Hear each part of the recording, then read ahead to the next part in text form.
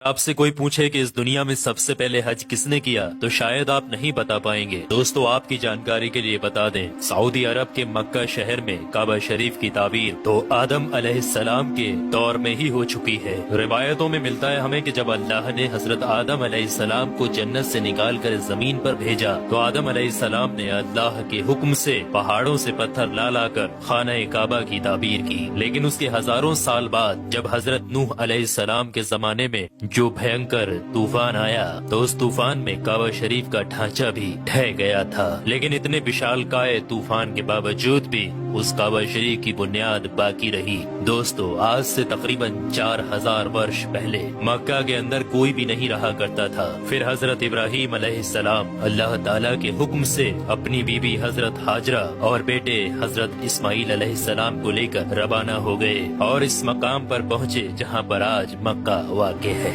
اس دور میں وہاں پر نہ کوئی عمارت تھی، نہ پانی، اور نہ ہی یہاں پر کوئی رہا کرتا تھا۔ درختوں کے نام پر صرف ببول وغیرہ کی جھاڑیاں ہوا کرتی تھی۔ حضرت ابراہیم علیہ السلام نے بیوی اور بچوں دونوں کو یہاں بیٹھا دیا، تھوڑا سا پانی اور کھجوروں کو بھی پاس میں رکھ دیا، اور پھر آپ علیہ السلام شام کی طرف چلے گئے۔ حضرت ابراہیم علیہ السلام دوسری بار جب مکہ شریف آئے تو قیام نہ کیا، لیکن جب تیسری بار تشریف لائے تو حضرت اسماعیل علیہ السلام سے فرمایا کہ بیٹا اللہ تعالیٰ نے مجھے ایک حکم دیا ہے۔ تو حضرت اسماعیل علیہ السلام نے کہا تو اطاعت کیجیے۔ تو حضرت ابراہیم علیہ السلام نے کہا کہ اللہ تعالیٰ نے مجھے حکم دیا ہے کہ یہاں پر ایک گھر بناؤ۔ گھر کی تعمیر شروع ہو گئی۔ حضرت اسماعیل علیہ السلام پتھر لاتے جاتے اور حضرت ابراہیم علیہ السلام بناتے جاتے تھے۔ جب تعمیر ذرا بلند ہو گئی تو حضرت اسماعیل علیہ السلام ایک پتھر کو اٹھا کر لائے جو کہ حضرت ابراہیم علیہ السلام اس پر کھڑے ہو کر تعبیر کر رہے تھے۔ یہی مقام ابراہیم بھی ہے۔ یہ باپ بیٹے دیوار کو اٹھاتے جاتے تھے اور دعا کرتے جاتے تھے، اے پروردگار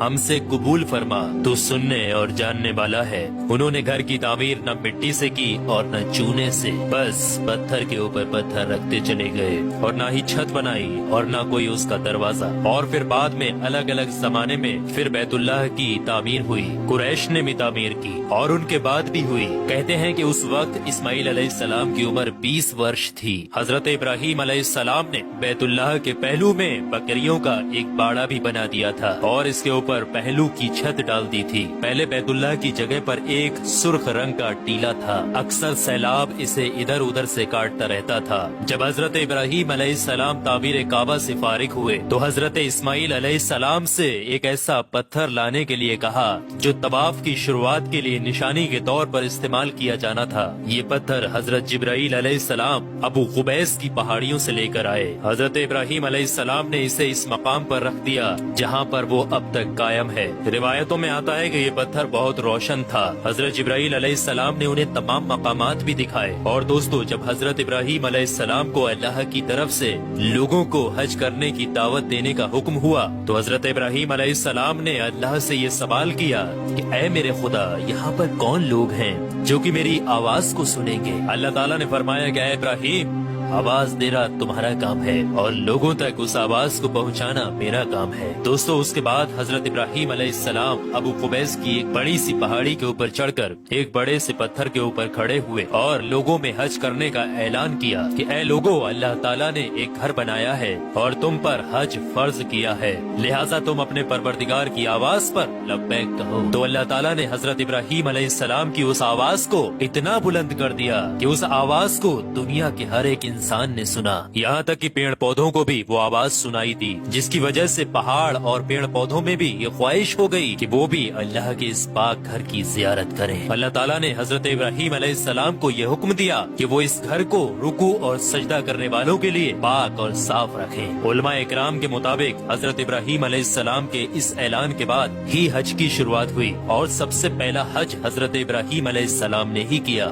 روایات کے مطابق رسول اللہ صلی اللہ تعالی علیہ وآلہ وسلم نے فرمایا کہ اللہ کے اس گھر پر اللہ کی رات دن 120 रहमतें नाजिल होती हैं। 60 रहमतें तवाफ करने वालों के लिए, 40 नमाजियों के लिए और 20 अल्लाह के घर को देखने वालों के लिए। हजरत हसन बिन अदिया फरमाते हैं कि हमने रसूलुल्लाह सल्लल्लाहु अलैहि वसल्लम के इस कौल पर गौर किया। मालूम हुआ कि ये सब रहमतें दर हकीकत तवाफ करने वाले के लिए हैं कि वो तवाफ करता है, नमाज भी पढ़ता है और काबा की तरफ देखता भी है। किसी ने क्या खूब कहा है, खाना काबा में तरह तरह की फजीलतें हैं, घर वाला ही उन्हें जानता है। जो कोई भी यहाँ पर अपनी खताओं से डर कर आया, अल्लाह उसकी हिफाजत करता है। ताहिरुल करबी लिखते हैं कि खाना काबा 11 मरतबा ताबीर हुआ है। हजरत आदम अलैहिस्सलाम ने बनाया, हजरत शीश अलैहिस्सलाम ने ताबीर किया, हजरत इब्राहिम अलैहिस्सलाम ने ताबीर किया, अमालका ने बनाया, जुरहम ने तामीर किया, कसी ने तामीर किया, कुरैश ने बनाया,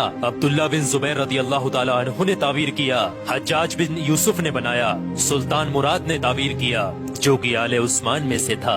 दोस्तों आपको बता दें, जो काबा शरीफ की ताबीर के लिए हलाल माल इकट्ठा किया गया था वो काफी नहीं था, इसलिए 6 हाथ एक बालिस्त जगह कम कर दी गई थी और एक छोटी सी गोल दीवार बना दी थी ताकि लोग इसके बाहर तवाफ करें। काबा के अंदर उन्होंने 2 सफों में 6 सुतूर रखे थे जिसके ऊपर छत थी। उससे पहले काबा शरीफ के ऊपर छत मौजूद नहीं थी। दरवाजा एक रखा था। छत की बुलंदी 18 हाथ थी। हजरत जुबैर रदियल्लाहु ताला अन्हु ने काबा शरीफ की छत की बुलंदी 27 हाथ रखी ताकि अर्श के मुनासिब हो जाए। एक दरवाजा दाखिले के लिए और एक बाहर जाने के लिए बनाया। दोनों दरवाजे सतह जमीन के बराबर थे। दोस्तों आपको बता दें, जिस दिन काबा शरीफ की तामीर मुकम्मल हुई वो दिन बहुत अजीब था। उस दिन बहुत सारे गुलाम आजाद किए गए और बहुत सी बकरियां ज़िबा की गयी। तो दोस्तों अब आप लोगों को समझ में आ गया होगा कि काबा शरीफ की तामीर किस किस तरीके से, किस किस वक्त में किस किस ने की और सबसे पहला हज किसने अदा किया। तो काबा शरीफ से जुड़े हुए कुछ रहस्यमयी चीजें मैंने आपके साथ शेयर की है। अल्लाह से दुआ है कि हम तमाम लोगों को हज करने की तौफीक